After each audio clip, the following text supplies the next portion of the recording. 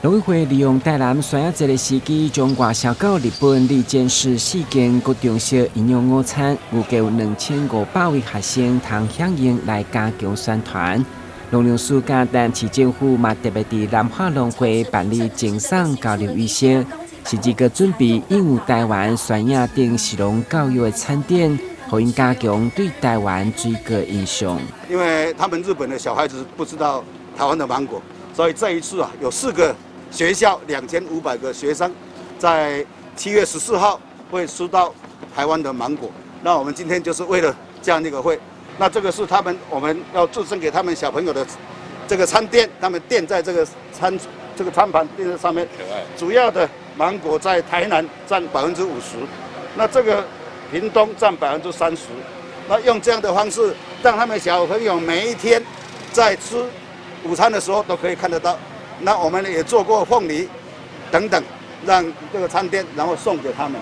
会中市长委贴手提一粒大概要2500到3000块日票的酸亚，对着台南栽种的有机安全真有信心。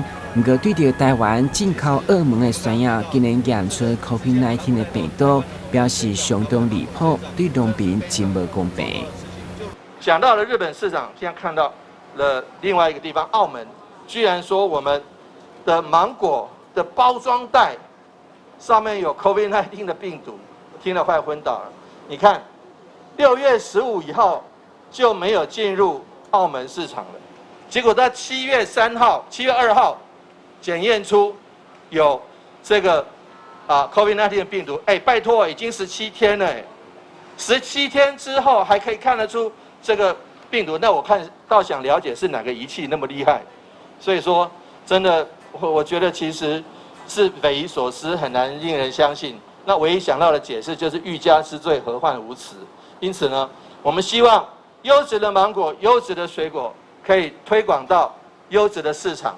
那希望说大家回归到贸易的这个原则，贸易的这个部分不要再加其他的色彩。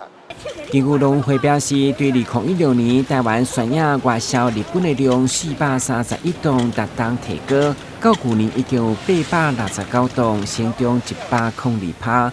当然，除了外销，嘛请民众把时机多多选买，为家己的营养健康，嘛为台湾农业加分。台南新闻，滚吉采访报道。